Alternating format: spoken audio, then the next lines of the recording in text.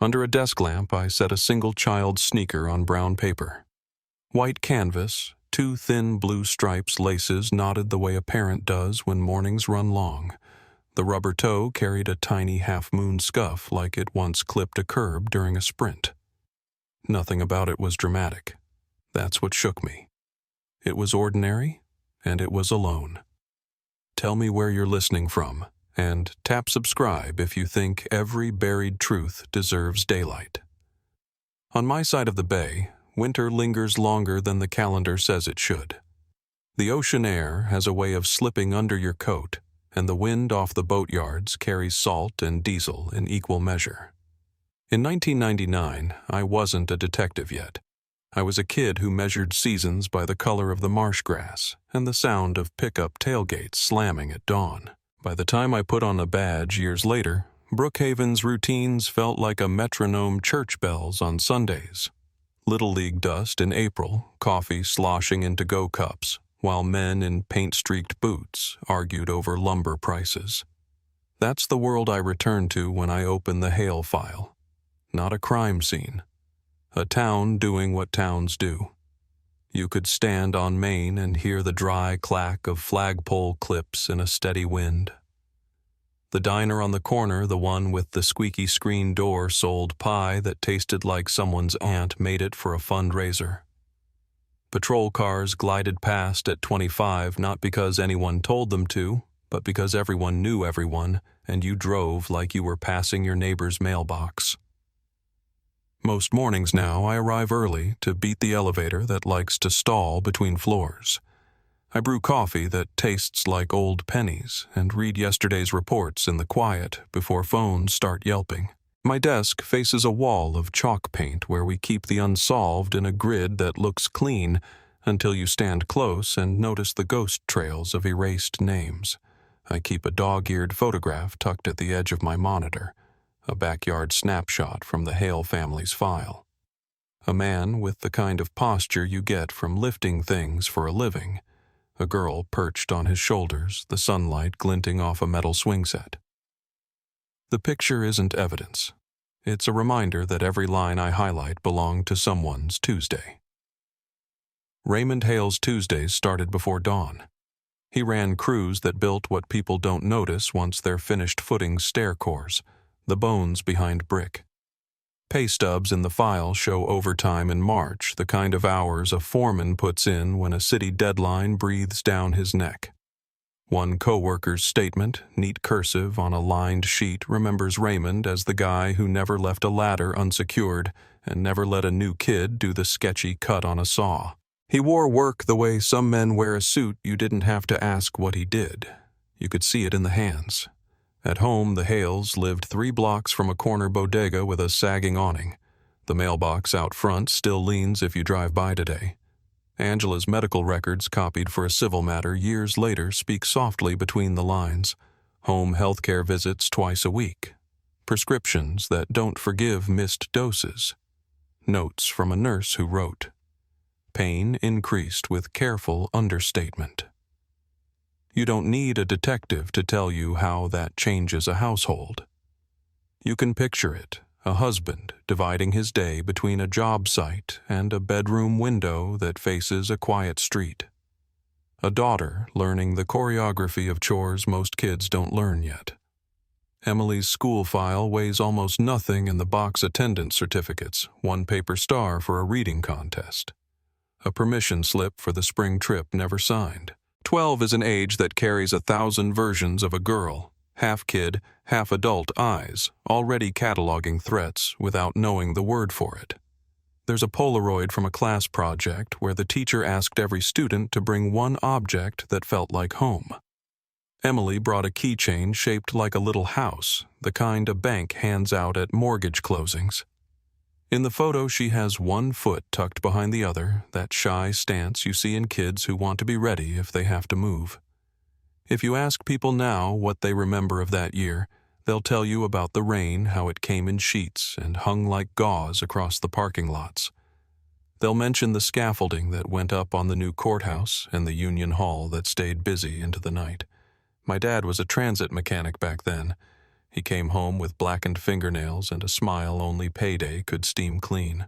On the nights he fixed out-of-service buses in the depot, my mother would leave the porch light on until she saw his headlights fishhook around the corner. That's what the town felt like, porch lights as a language one house to the next, an unspoken check-in that said, "We're still up, you're still safe." When Raymond's name first wandered into the paperwork of men with city seals on their letterhead, it didn't come in dramatic fonts. It arrived as a calendar notice, then a phone call with a time and place. Foremen get drawn into disputes without wanting them. Somebody signs a delivery slip. Somebody wants to know who told a subcontractor to bill a second time. The Hale file includes meeting notes with a tidy margin testimony prep city contracts. That's the phrase printed there, simple as a grocery list. I've stared at that line often enough to hear the fluorescent hum in the small room where it was written. I didn't know Alan Kerr back then. I know him now. In photos from his lieutenant days, his hair is as sharp as the creases in his uniform trousers. He stands in that practiced stance that tells citizens in Rotary Club banquets which table to applaud next. He's from the school that treats the chain of command like a stepladder you polish. There's a memo with his initials approving revised custodial procedures dated a few weeks before everything in my boxes turns dark. Read enough memos and you learn a voice. Kerr writes like a man who wants to be quoted. If I step outside our building on a damp morning, I can see the old 7th from the sidewalk. The department moved out years ago, but the stone still carries the city's chill in it. Boarded windows don't keep memory out. They just give pigeons a new place to sit. Back in '99, the place was a hive day shift, giving ground to night shift at the curb, while a patrol sergeant with a coffee balanced between two fingers checked a clipboard he didn't need. That building was as much a part of the town's rhythm as the ferry horn and the Friday night game under lights. You learn doing this job that early warnings rarely announce themselves. They whisper from the edges of routine. The first faint hairline crack in the Hale story isn't something the public would have seen. It's a line in a duty log that doesn't match the electronic timestamp, a signature in the wrong ink, a call scheduled a day earlier than it should have been. It's the way a name appears in a place it shouldn't, and the way a name doesn't appear where it must. 26 years later, I still feel that tug, the tiny seam your finger finds in wallpaper when you weren't looking for it. I have my own seams. Before I reopened the file, my days were a loop jog the length of Shore Road. When the fog still sat knee-high, drive past the bait shop where the owner writes the water temperature on a chalkboard 36 degrees F in February. If you're curious, collect a stack of cold cases from the records room and spend the morning coaxing scents from decades-old handwriting. I like quiet work because quiet lets truth rearrange itself on the page. The first time I pulled the Hale box from the shelf, it was heavier than it looked. Paper does that. It takes on the weight of the hands that touched it, the weight of evenings people don't talk about. There's a retired sergeant I visit sometimes on the east side, Thomas Greaves. He keeps his curtains drawn in the daytime and pretends the television is only there for the weather. He once told me, blinking like the light hurt his eyes, that the old 7th had a smell in winter-wet wool old coffee, the cold metallic bite of the holding cell keys. His stories are matter-of-fact and never neat. He talked about a year when the rain never stopped, and about officers who played cards with a quiet you could hear from the hallway. He didn't talk about the Hales that day. He didn't have to. The shape of his silence said more than any report. I think about another kind of silence, too, the family kind. Angela's home nurse left notes that read like someone trying not to worry. A stranger patient rested after medication. Husband, attentive, daughter, polite folds, towels without being asked. There is a tenderness in those lines that makes me close the file and stare out the window.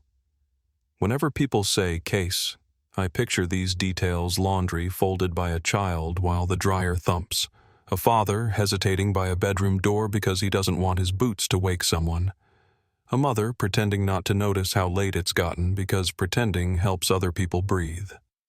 My connection to the case isn't romantic. It's not a childhood memory of sirens or a family friend with a badge. It's proximity. I grew up under the same sky. I drove past the same gas station where crews bought coffee in paper cups that softened at the rim. The men who tightened bolts on scaffolds downtown are the same men who cheer at wrestling meets and carry casseroles in aluminum pans when a neighbor's luck thins. When I say Raymond, I'm thinking of 24 men I know by first name who would have held a door with a shoulder if your arms were full. People ask why I reopened this file when there are others whose grief is fresher. The truth is, I didn't pick the Hales. The Hales picked me. A memo slid loose from a manila folder, and underneath it sat a VHS sleeve no one had signed out in years. I could have tucked it back. I didn't. I asked records for the log of who entered the 7th's lobby on a specific Wednesday in March. The clerk shrugged, then wheeled out a cart stacked with dust and patience. Some days, that's all detective work is asking for a universe and being handed a cart. Things that didn't sit right then and matter now often arrive as small mismatches. In one binder, a calendar for school picture day. In another, a bill of lading for rebar delivered to a municipal job. On a spiral-bound notepad from a patrol car, an address written and crossed out, then written again. Little things, all of them, but little things are how you feel a building shift under your feet. The world before a storm carries its own soundscape. In Brookhaven, you could hear the ferry whistle low across the water and the winter-stiff hinges on the door of Murphy's Hardware. The bus brakes sighed outside the middle school at 3:07 like they always did, letting out the same cloud of air you hear every weekday from September to June. The streetlights clicked on without fanfare. The deli guy flipped his sign from open to closed while counting quarters into a blue tray. And on streets where families were nursing old cars toward spring inspection, porch lights ticked on one by one as the temperature slid toward the 30s. On one of those nights, the Union Hall kept its upstairs lights lit later than usual. A foreman's pickup idled near the curb, a shade longer than a quick stop warrants. A girl at a second-floor window across town tested how far a curtain could move without being seen from the street. The Hale mailbox held only a grocery flyer and a utility bill. In a quiet bedroom, a woman listened for her husband's boots and rehearsed the line she'd used to sound brave. "Take your jacket off, Ray. I warmed you a plate." In another room, a child arranged her school books in a stack from tallest to shortest the way kids do when they want the night to feel orderly. Back at headquarters, the elevator shuddered to a stop at my floor, and the building sighed the way old buildings do after midnight. I shut my office door and turned off the overhead so the desk lamp could own the room. Paper made its dry leaf sound as I turned one more page. Down the hall, the cleaning crew's cart rolled past rubber wheels, whispering a spritz bottle knocking gently against bleach. The clock on my wall kept its rhythm. Out beyond the parking lot, fog sat low over the bay, and the wind picked up just enough to rattle the flag rope against the pole. I don't believe in omens. I do believe in moments that tilt a life by degrees you only measure later. In the Hale file, that moment is not bolded, not underlined. It is a single line of type a timestamp that tells me exactly when the evening stopped being ordinary for a man and his daughter. It was 9:14 p.m. The porch light on their house burned a little longer that night. The kitchen plate stayed warm under foil. And somewhere in town, one set of headlights turned toward a place most of us trust without thinking and kept going. It was close to midnight when I drove back to the old precinct for the first time. Rain had settled over Brookhaven in that slow, steady way that makes the streets look older than they are. Headlights sliding across puddles like ghosts that don't want to be seen. I parked half a block down, killed the engine, and sat there until the ticking under the hood was the only sound left. The windows of the 7th were boarded now, but the shape of the building was still familiar, square, watchful, the kind of place built when people still believed in the permanence of concrete. A part of me hoped that walking inside would feel like entering a relic that the years would have washed the wrongness out. But buildings remember, and that one remembered everything. Earlier that day, I'd met with a man named Thomas Greaves, a retired sergeant who'd served there in '99. He'd opened the door, wearing a flannel shirt that didn't quite close over his stomach, eyes yellowed at the edges, voice rough with cigarettes. When I told him I was reviewing the Hale disappearance, his face had barely moved, just the faint tightening around his mouth that people get when an old wound catches air. "You're digging in the wrong garden," he said, but he still let me in. The place smelled of whiskey and furniture polish, the curtains drawn against the daylight. I could see that he'd been living small for a long time. We talked for nearly an hour. Most of what he said was wrapped in smoke and hesitation, but one line stuck. That night wasn't right from the start. You could feel it. He told me Raymond and his daughter had arrived late, escorted by an officer whose name he couldn't or wouldn't say. He remembered the girl. Said she clung to her father's sleeve like she'd already seen too much. "They took him down the West Hall," he murmured, rubbing at his temple, and then the air changed. Whole place went quiet. I'd heard stories like that before, the kind that ripple through departments when something goes wrong, stories that start as rumor and end up sealed behind committee reports. But Greaves's voice carried the kind of exhaustion that comes only from truth too long held. He leaned back in his chair, staring at the blank television. "Ask yourself," he said, "if it was the mob that wanted Hale gone, why do it inside a police station? Why walk him and that child straight into a nest of uniforms?" When I didn't answer, he looked at me, eyes wet and sharp all at once. Because the uniforms weren't the problem. Those words followed me out into the rain, through the drive, and all the way to that parking space across from the boarded station. The lock on the side door had rusted just as the building logs said it would. A little pressure from a crowbar, and it gave way with a pop that sounded too loud in the stillness. Inside, the air was heavy with mold and the faint sweetness of rot, the way old paper smells when it's forgotten in a drawer. My flashlight cut across peeling paint and long corridors where echoes seemed to wait their turn. Every footstep felt like it belonged to someone else. I found the old interrogation wing by memory down a narrow hall where the plaster had bubbled from leaks in the roof. Room 3 still had its number stenciled in flaking black paint. The door hung crooked on its hinges.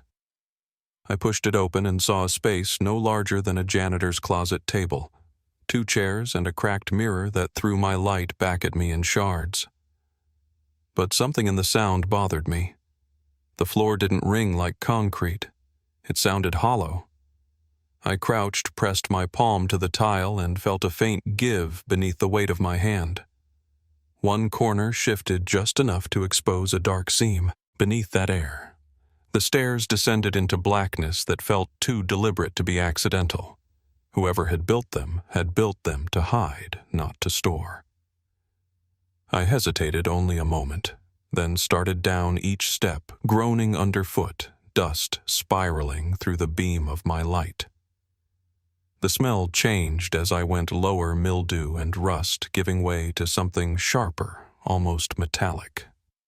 The space opened into a chamber that shouldn't have existed, wide, low-ceilinged, its walls sweating moisture. Pipes snaked along the ceiling, dripping into shallow puddles that mirrored the light. In the center stood a single metal chair bolted to the floor. Chains dangled from its arms. The paint had flaked away, leaving streaks of brown and gray that weren't all rust. I circled it slowly, feeling the air tighten around my throat. On the ground near one leg, something caught the beam canvas, brittle with age. A shoe, white with 2 faded blue stripes. I lifted it carefully, the laces stiff, the fabric worn thin at the heel. For a moment, I couldn't breathe. It was the size of a child's shoe, and the photograph from the file flickered through my mind. Emily gap-toothed and smiling in that backyard, the same stripes bright against summer grass. Now one of those shoes was here, buried in a place no one was supposed to find. I slipped it into an evidence bag, sealed it, and straightened. That's when I heard it, the soft scrape of a boot against concrete. I swung the light toward the stairs, caught only a slice of shadow disappearing up into the dark. By the time I reached the top, the door was open. The hallway beyond was empty, but the cold air told me whoever had been there hadn't left long ago. I stood listening until my pulse steadied enough to move. Back in my car, the shoe sat on the passenger seat under the dome light, glowing pale through the plastic. Rain drummed against the windshield in slow, even taps. I called it in as recovered evidence, logged it under a generic property number that wouldn't raise flags until I knew more. Then I drove home through the quiet streets, every streetlight reflecting off the wet pavement like an eye half closed in sleep. The next morning, the station cafeteria smelled like burnt coffee and yesterday's bacon. I sat with the old files spread across my tray, cross-referencing names from 99 officers who'd been on duty that night. One name surfaced again and again in the shift rosters, Officer Dwyer. He'd been the escort on the tape, the one who led the Hales down the hallway. According to his record, he'd retired on medical grounds 3 years later. I found an address, scrawled on a transfer notice, and copied it down. By late afternoon, I was knocking on the door of a duplex on the east side, the kind of place where paint curls around the window frames and the yard gives up to weeds. No answer. Curtains drawn. But as I turned to leave, my phone buzzed, an unknown number. I answered without thinking. A man's voice, low and strained, whispered, "You don't know me, but I know what happened to them.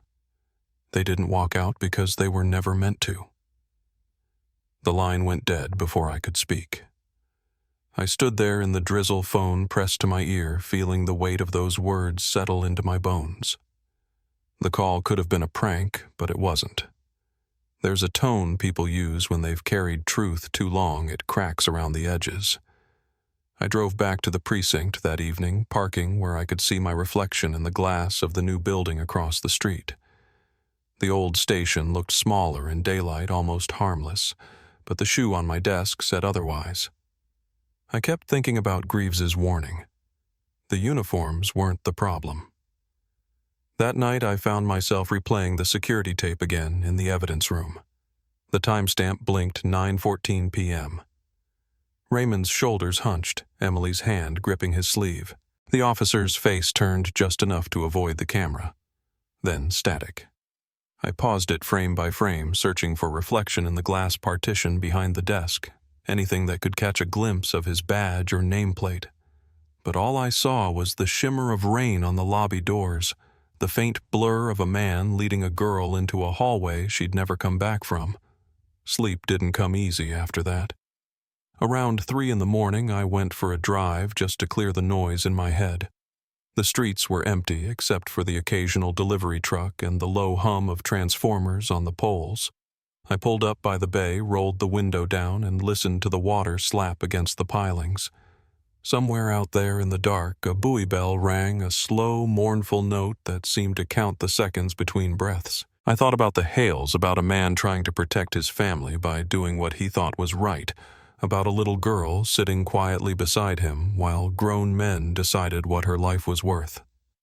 The next morning, I submitted a request to pull Dwyer's full personnel file. It took the clerk 2 hours to locate the box, and when he slid it across the counter, his hands trembled just enough for me to notice. Inside were commendations, a few disciplinary notes, and one transfer order marked confidential. The signature at the bottom was Kerr's. The same Kerr who now occupied the deputy chief's office upstairs. I closed the lid, thanked the clerk, and carried the box back to my desk. The pieces were starting to fit, not neatly, but enough to see a shape forming. Someone had walked Raymond and Emily into that building. Someone else had made sure no record of their exit existed. And between those two facts was a silence that had lasted 26 years. That evening, as I locked up and headed for the parking lot, the phone rang again. Same number, same pause before the voice. "You're asking questions that got better people buried," it said. "If you want answers, start with the basement. The room below the room." Then nothing but static.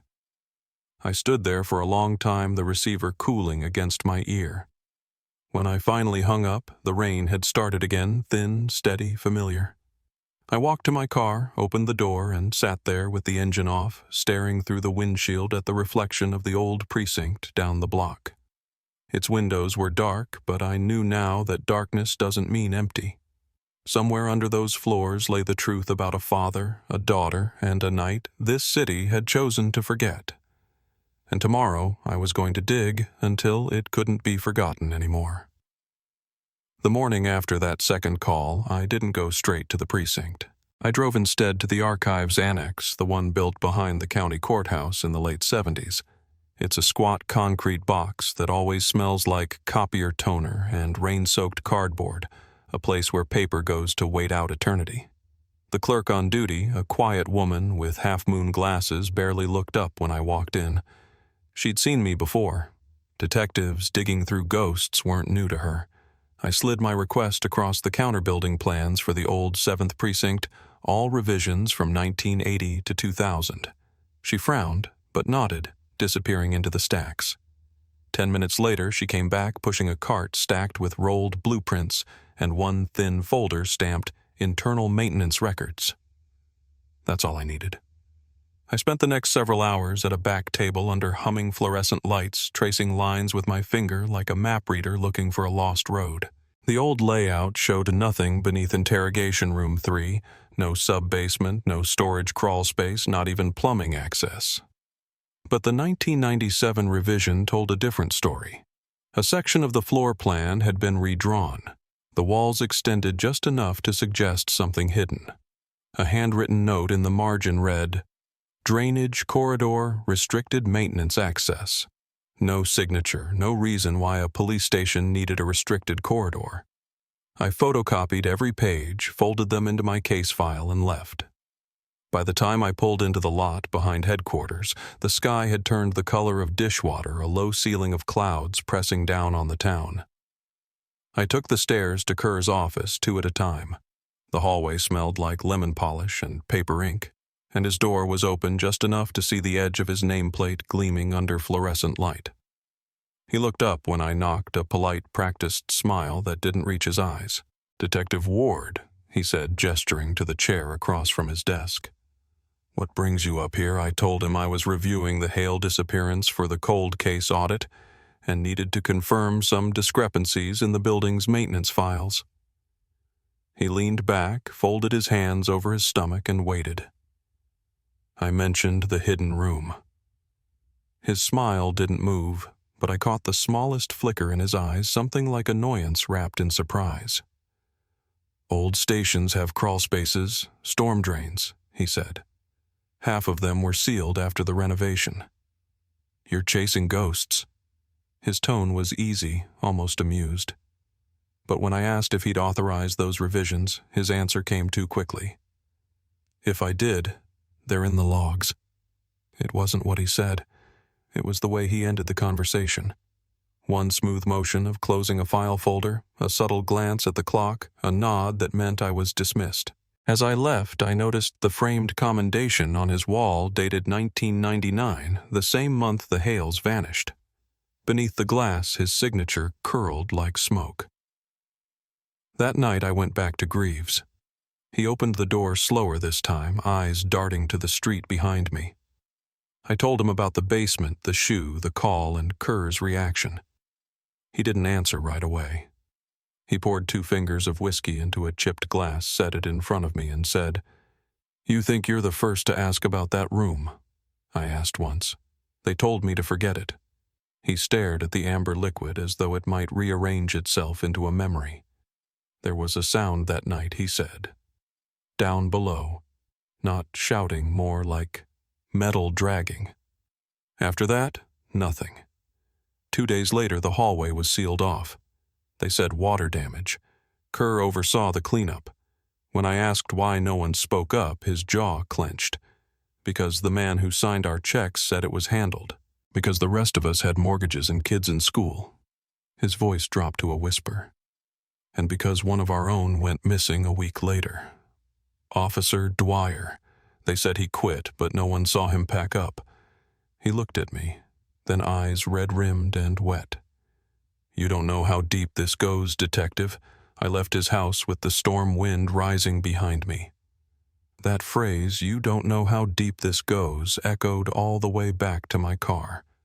I sat there staring at the windshield wipers, fighting the rain until I realized I'd been gripping the steering wheel so tight my fingers ached.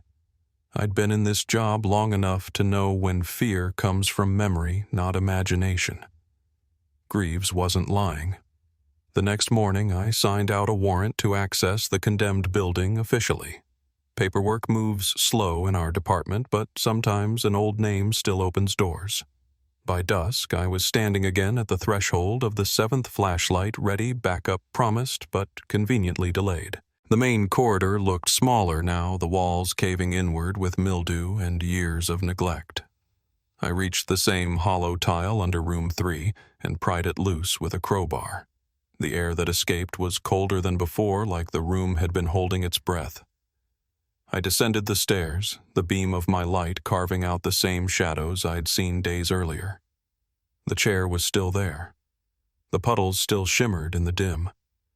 But now at the far end of the room I noticed something new, an outline where the wall's concrete didn't quite match the rest. I tapped it with my boot. Hollow. I traced the edges until I found a small metal latch rusted nearly smooth. It took the better part of 5 minutes to pry open the hinges, groaning like an old man waking from a long sleep. Behind it was a narrow corridor, the air thicker, carrying the scent of oil and dust. I followed it, the beam trembling over pipes and rust-streaked walls. The passage ended in a locked door made of heavy steel. On it, stenciled faintly in black paint, was a single word: evidence. I knelt to check the lock. It wasn't complicated. With a flathead screwdriver and patience, it gave way.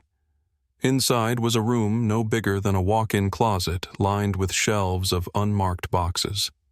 Most had collapsed under damp, the contents half-eaten by mold. But on the far shelf sat a single sealed crate, newer wood, padlocked and clean.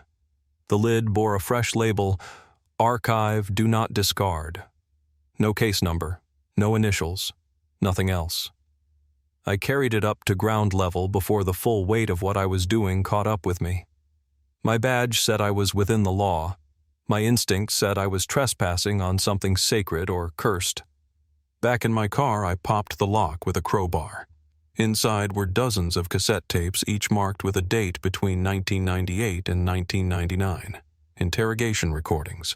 Among them, one sleeve bore the initials RH and a date, 03/18/99, the night the Hales vanished. I drove straight home. My hands wouldn't stop trembling as I fed the tape into an old recorder I'd found years ago in the evidence room. For a moment, nothing, just the soft hiss of static. Then a voice. Male, steady, controlled. "State your name for the record." Raymond's voice followed, low and tired. "Raymond Hale." A pause. And the child. A faint shuffle, a sniff. Emily's voice, small and uncertain, Emily. The questions that followed were routine worksite schedules, names of contractors, but the tone wasn't. The man asking them wasn't looking for facts. He was circling, probing. Then came a sound that raised the hair on my arms. A door opening, footsteps, and another voice, calm and familiar. Kerr's. "That'll be all, officer," he said. The chair scraped, a few muffled words I couldn't make out. Then a sudden crash, metal striking metal, and Raymond shouting, "Don't touch her!" Emily screamed once. The tape hissed for several seconds, then stopped cold. I sat there for a long time after that, the recorder still humming the air in my apartment, thick with the sound of nothing. Every instinct told me to bring it in to log it properly, but I knew what would happen the moment it hit the official system. It would vanish again, same as before. So I made copies, hid the originals, and spent the night combing through the rest of the tapes. Most were blank, overwritten, but a few held voices of people long missing, snippets of fear, confusion, silence. A pattern began to form, a rhythm of interviews that never ended with a door opening, never ended at all. The next morning, I took one of the duplicates to a contact in forensics, a tech named Rob, who owed me a favor from a prior case. I told him I'd found the tape in an unlabeled box, needed a sound cleanup for archival purposes. He didn't ask questions. 2 days later, he called me into his lab. "There's more on it," he said. He played the restored section. After the scream and the silence, another voice bled through quiet, breathy, like someone speaking close to the mic. "You should have stayed quiet, Ray." Then what sounded like a low mechanical hum, maybe a generator before the tape cut for good. Rob looked at me over his shoulder. "That's your guy upstairs, isn't it?" I didn't answer. I left the lab with my mind spinning. I had what amounted to a confession buried on analog tape for more than 2 decades. But evidence that old recovered unofficially wouldn't survive a chain of custody challenge. Kerr would bury it the moment it surfaced. I needed corroboration, something to tie him to that room, to those revisions, to the lies in every report. That night I drove to the docks where city records said the construction waste from the old precinct had been dumped after renovation. The lot was fenced overgrown, but the shipping manifest listed a name I hadn't expected to see: Kerr Industrial Disposal. He hadn't just signed off on the cleanup, he owned the company that did it. It was nearing midnight when I sat in my car overlooking the water, the same cassette still turning slowly in my hand. The reflection of the bay lights shimmered off the windshield, distorting my face into something I barely recognized, someone tired, angry, and very much alone. The pieces were aligning, but every piece brought a new kind of danger. Greaves's warning. The calls, the shadow in the basement, all of it meant someone was still watching.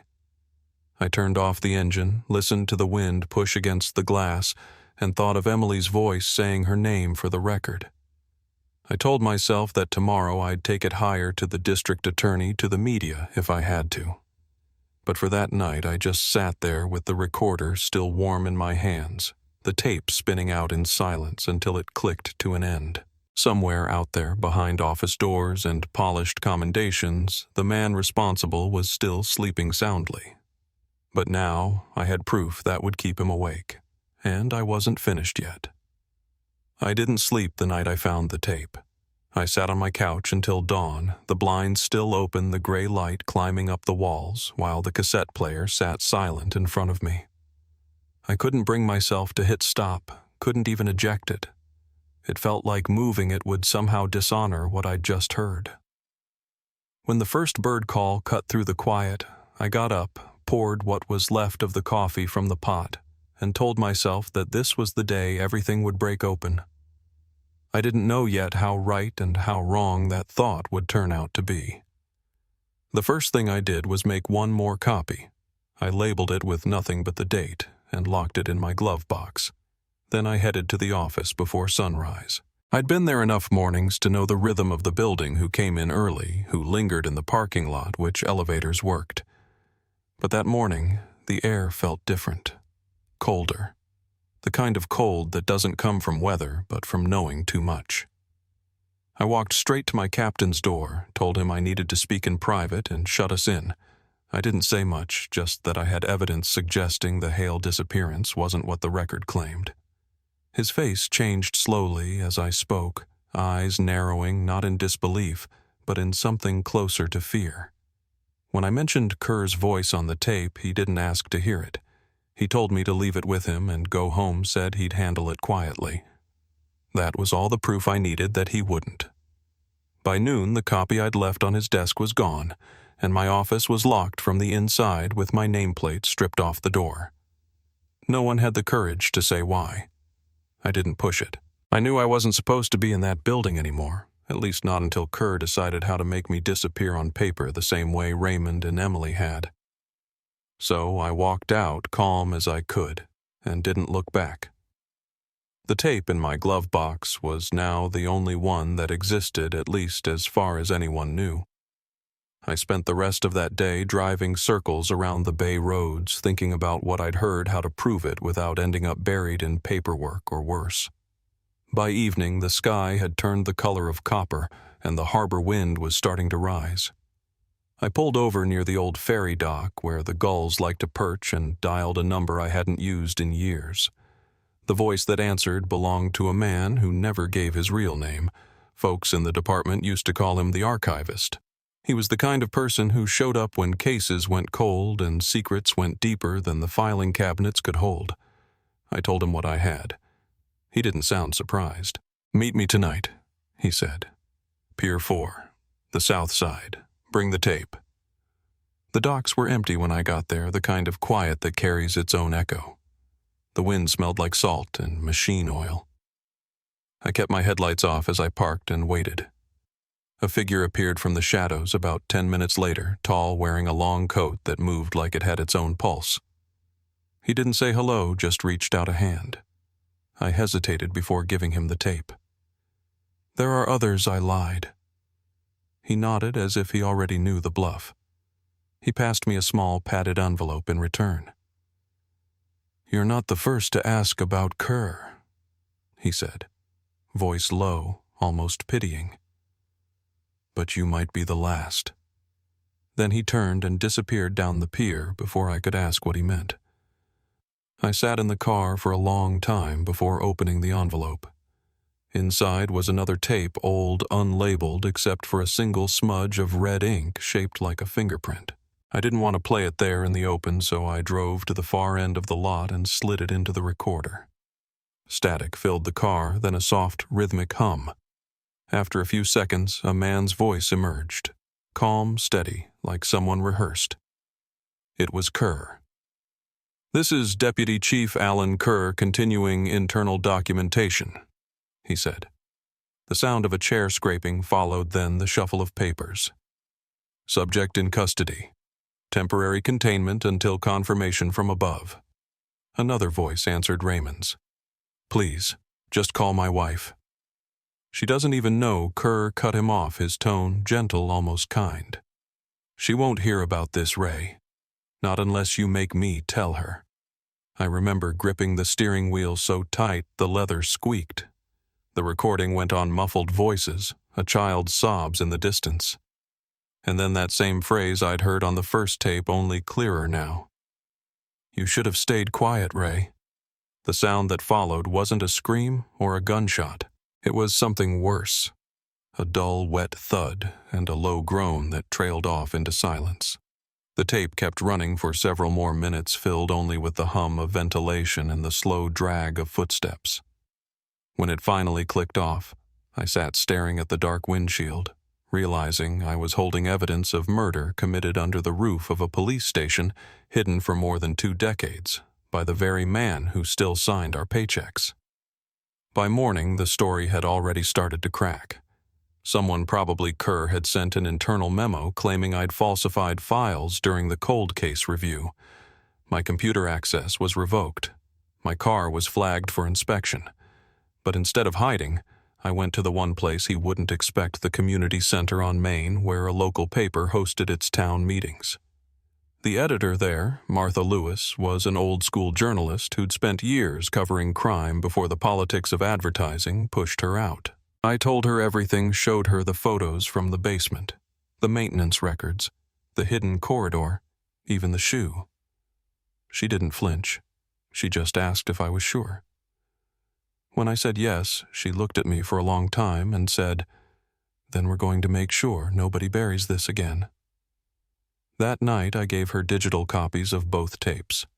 We agreed to hold the story until we had confirmation from another source, someone still inside the system. Martha made a call to an old friend in internal affairs, a man named Wilson, who owed her a favor from years back. The next day, he met us in a diner off Route 27. He was jumpy, glancing at the door every few minutes.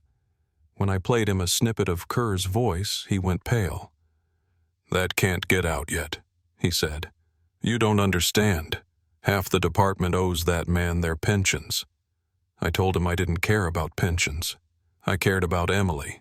He lowered his head, rubbed his forehead, and said softly, "Then you need to look at the old missing persons from the same year. She wasn't the only kid they brought in." That sent me down a hole I didn't think had a bottom. I spent 2 nights combing through microfilm and old reports. 4 other children all disappeared within a 6-month span in 1999, each case closed as parental abduction or runaway. But every file had one common detail. Each family had once crossed paths with a construction firm under contract with the city, the same one run by the man Kerr was protecting back then. The connection was buried under years of paperwork and deliberate oversight, but it was there. And now I could see the pattern Kerr had been hiding all along. The Hales weren't an isolated tragedy. They were the one that came too close to exposure. By Friday, the story was ready. Martha had lined up the evidence, the documents, and even a safe chain of custody for the tapes. She said once it aired, there'd be no turning back. I agreed. We scheduled a small press conference for Monday morning in the auditorium of the public library. That weekend felt longer than any I can remember. I stayed at a friend's house, left my phone off, checked the locks 3 times a night. Every noise outside felt heavier, like the air itself was waiting. When Monday came, I stood behind the podium with the weight of 26 years pressing down on my shoulders. Martha set the recorder beside the microphone and pressed play. The tape hissed. Then Kerr's voice filled the room, clear and undeniable. People in the crowd froze. Some gasped. Others just stared, hands clasped in front of their mouths. The part that broke me came next. Emily's cry, small and terrified, echoing through the speakers until the silence swallowed it whole. When it ended, nobody moved for a full 10 seconds. Then reporters erupted, shouting questions, cameras flashing, the room spinning into chaos. I stood there in the noise, feeling both vindicated and hollow. The truth was out. But so was something darker, something that couldn't be undone. By evening, Kerr had vanished from his office. The mayor called an emergency meeting. Internal Affairs seized the remaining archives. Every phone in the department rang with orders and denials. But in that storm of headlines and press releases, one fact stayed fixed. The voices on that tape were real, and the man behind them had nowhere left to hide. Still, even as the news stations played snippets of the recording, I couldn't shake what I'd heard on the second tape, the whisper that came after the violence. The part no one else had heard yet. A single word, faint but clear, spoken in a child's voice. 5. It didn't fit. There were 4 known child victims from that year. 4 cases, 4 families. But Emily had said 5. That night I drove back to the bay. The tide was low, the air heavy with fog. I parked near the ferry dock and sat there, watching the water move under the pier lights. Somewhere out there, I thought, was one more secret, one more name that hadn't been spoken. The town slept behind me, unaware that the story wasn't finished. I turned off the engine, leaned back, and listened to the wind until it began to sound like breathing. Somewhere in that dark, quiet space between waves, I knew the truth wasn't done with me yet. By the time the arrests came, spring had already reached the coast. The air smelled like thawing salt and new rain, and for the first time in months I could roll the car window down without shivering. It should have felt like relief, but it didn't. The news broke fast. Alan Kerr taken into custody by federal agents in his own driveway, calm as ever. Silver hair combed, suit pressed. Cameras caught him looking directly at the lens. No struggle, no words. Just that same half-smile he'd worn the day I first sat across from him. The headlines ran for weeks. Deputy Chief charged in cold case murders, evidence found in hidden basement. For everyone else, it was a scandal. For me, it was personal. I'd been staring at his name for so long that seeing him in handcuffs didn't feel like victory. It felt like the air finally leaving the room. The Bureau's team swept through what was left of the old precinct. They tore up concrete, drained the subfloor tunnels, cataloged everything. I wasn't part of the operation, they made sure of that. But one of the younger agents, a kid with that quiet, uncertain energy I used to have, called me when they were done. He said they'd found more remains beneath the secondary corridor, 4 distinct sets. Adults mostly, all buried under decades of concrete and water damage. The 5th was smaller. A child. The medical examiner later confirmed what I already knew. The shoe I'd found matched that little body. Emily had been there all along, sealed beneath the floor of the place that was supposed to protect her. The other 4. We're still waiting for all their names. They believe some were witnesses or informants Kerr silenced when his web started unraveling. Each one had a file that never made it past the first-page disappearances that had been quietly rewritten as accidents or relocations. It wasn't just a crime. It was a cover story built to last a generation. Kerr had been more than corrupt. He'd been meticulous. When the trial began, the courthouse filled with people who hadn't set foot in that building in years. Retired officers, reporters, families carrying photos so worn the faces looked like sketches. Kerr never took the stand. His attorney tried to argue mental decline, claimed he'd been manipulated by forces above his rank, but the tapes were ironclad. The audio reconstruction was played for the jury in full, and for those few minutes, the courtroom turned into that basement. You could hear Raymond's voice pleading Emily's cry echoing through the speakers, and then Kerr's calm reply, "You should have stayed quiet." I sat in the back row, hands clasped so tight they ached, listening to the silence that followed. You could feel it ripple through every person in that room, the realization that justice had been waiting under our feet the whole time. He was sentenced to life without parole. No chance of appeal. No chance to charm another room. He never admitted to the killings, never expressed remorse. When they led him away, he turned once just enough to meet my eyes. It wasn't hate. It wasn't even regret. It was something colder, a faint acknowledgement between two people who had both seen the same darkness and survived it in different ways. After the sentencing, I drove out to Brookhaven Cemetery. The town had given the Hales a small plot side by side. Someone, maybe a neighbor, maybe one of the volunteers, had placed a simple wooden bench near their headstones. I sat there for a long time, the afternoon light filtering through the trees, the sound of traffic fading behind the hill. The inscription on Emily's marker read, "Always loved, never forgotten." Just 6 words, but they carried the weight of everything this case had taken. I left a small bunch of wildflowers from my yard. White asters, the kind that grow through cracks in the sidewalk, and whispered a promise I hadn't been able to keep before, that no one would bury their story again. The department tried to move forward. New leadership, new oversight committees, the kind of reforms that make for good press conferences. People like to believe a system can fix itself if it just hires the right people. Maybe sometimes it can. But I've learned that institutions don't remember. People do. And people forget when the headlines fade. That's why I stayed. I took a position training new recruits in case documentation and ethics. Nothing glamorous, just the kind of work that keeps the paper trail clean and the truth harder to erase. Every year I tell them the same story, not with names or locations, but with meaning, about a man who trusted the wrong badge, a girl who didn't get to grow up, and the officer who refused to stop looking. Greaves didn't live to see the trial. He passed 2 months before Kerr's arrest. I like to think he finally slept easy, knowing the truth would come out, but part of me wonders if peace ever really found him. He carried too much of that night in his eyes. Martha kept writing. Her articles on the case ended up winning an investigative award, though she never mentioned it to me.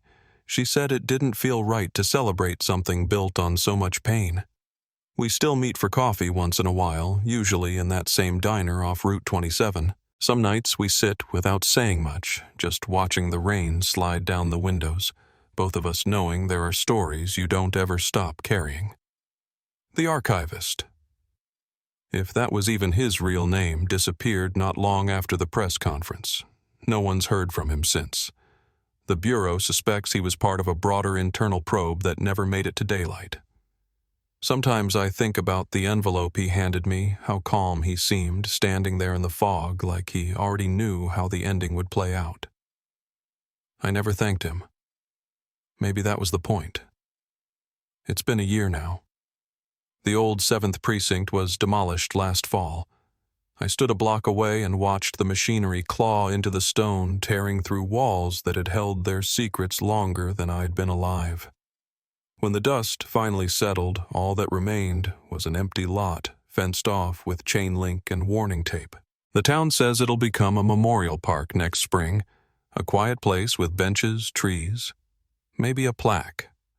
I hope they plant something that blooms in white, something that catches the morning light. People still stop me sometimes. They ask how I kept going, what it felt like to find that tape, to know that a little girl's voice was the thing that finally brought a killer down. I tell them it wasn't courage, it was responsibility. Once you hear the truth, you can't unhear it. You can ignore it, bury it, dress it up in bureaucracy, but it's still there waiting. And if you're lucky someday, you get the chance to answer it. I keep one of the duplicate tapes in my desk at home. I don't play it often, just once a year on the anniversary of the day I found the shoe. I let it run until the end, until that faint click where the silence begins. Then I sit there, eyes closed, remembering what it felt like to stand in that basement flashlight, trembling air cold enough to sting. Every time I hear something new, not in the sound, but in the quiet that follows. A reminder that truth doesn't always roar. Sometimes it whispers. Sometimes it's the space between words, or the breath someone takes before saying a name out loud for the first time in years. The fifth child Emily spoke of was never found. The Bureau keeps the case open, under a different file, new number, new label. They think there may be others connected to the same network Kerr helped protect. I've accepted that I might never know. Some stories end without closure. But they don't vanish. They leave a trace like the faint scent of rain on asphalt long after the storm passes. When I drive through Brookhaven now, I still catch myself glancing toward where the precinct used to stand. The lot's empty, fenced silent. But on certain mornings when the sun hits the dew just right, you can see the glint of the river through the trees behind it. It looks peaceful, almost new. That's the trick time plays. It keeps moving even when you're not ready. Still, part of me believes that place remembers. The concrete may be gone, but memory has its own foundations. Justice, if that's what you want to call it, came in pieces. A conviction. A confession carved into tape. A family laid to rest. But real justice, the kind that heals, doesn't live in courtrooms. It lives in the quiet moments after, when the noise has faded and you're left with the choice of whether to remember or to forget. I choose to remember, because forgetting is what let all of this happen in the first place. If this story stayed with you, share it, not for views, not for headlines, but so no one's name gets lost to the dark. Somewhere out there, another silence is waiting to be broken. And maybe when it finally is, it'll sound like a voice we almost forgot how to hear.